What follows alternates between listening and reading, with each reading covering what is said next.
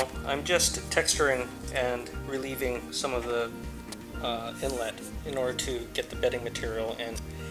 And as I did one area, I noticed that there was a huge void in the stock that is probably causing a lot of the stress and damage that the recoil had undertaken. Recoil bearing surface in the stock that it was taken. And this void here, that's a weak point in the stock. Don't know if you can see that, but it goes pretty deep. Let's see if I can illuminate that there a little bit better for you.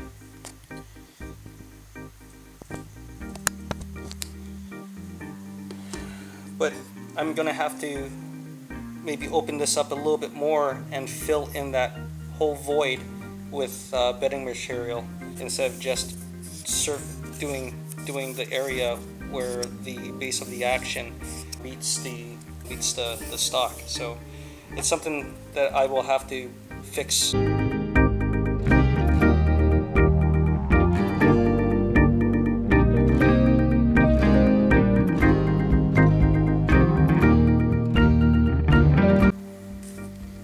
Hey guys, so this is the bedding material that I'm using.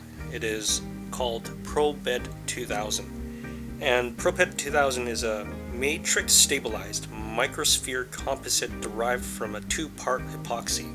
So this is the curing agent in this bottle, and this is the resin in the other, which is the second part of the epoxy. So approximately 80% of the volume of this mixed epoxy is made up of high quality additives and tremendously improves the qualities of epoxy. These additives, microspheres, carbon fiber, and fiberglass, eliminates shrinkage and adds to the compressive and flexural strength, as well as improve the adhesive capabilities. Like most of the epoxies, the cure rate of ProBed 2000 is affected by temperature. So anything over 95 degrees Fahrenheit can start the curing and make it become non-workable as quickly as 45 minutes. If the temperature is around 75 degrees Fahrenheit, it can take as long as 3 to 5 hours to start curing. If you're experienced, you should be able to get this all together actually within an hour.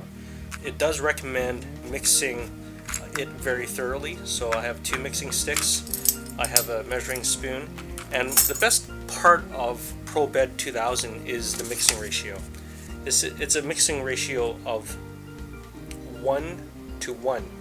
A lot of epoxies and other bedding material that we use, such as a Marine Tex or Devcon steel or aluminum, have a very odd mixing ratio, and it can become hard to measure exactly to get the correct mixture between the curing agent and the resin.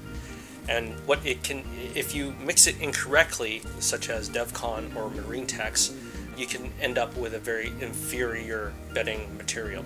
And this is why I think I like ProBed, because of the mixing ratio. It's very easy to use.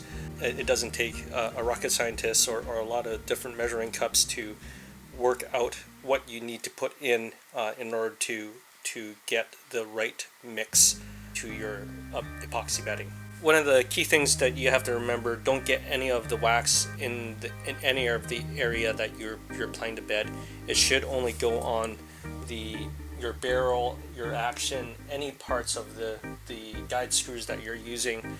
I'm going to be slightly tightening the rear of the action just very lightly, just enough to hold it in place so that it aligns properly with the action screw holes.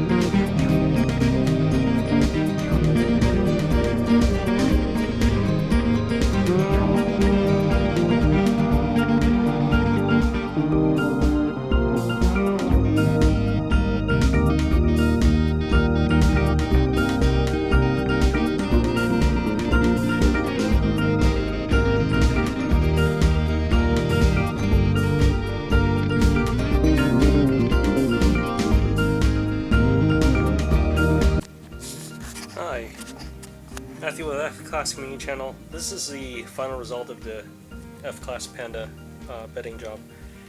What I've done is I've cleared out the bolt holes, the action screw holes. What I've wanted to do was make sure that the bottom 1/4 inch there is the only port that's supported, and it looks like there was a little bit of bleed, but that's okay. Top part is unsupported, but the bottom part of the action is supported 100%, so it's a nice tight fit. Still a little bit of cleanup left to do with some of the modeling clay that's in the area there. The recoil lug area is fully supported.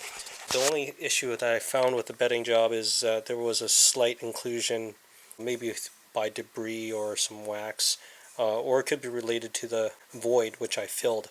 So I will have to monitor that. However, the biggest part is that the recoil lug is now a really one solid piece, and it's a very tight fit for the recoil lug. So that is the bedding job in terms of fixing it. The barrel is centered. In terms of the voids that I found, it really wasn't too big of a deal. From what I understand, a lot of stocks, even Macmillan stocks, have voids in them, but it was my stock which unfortunately had the void behind the recoil lug area.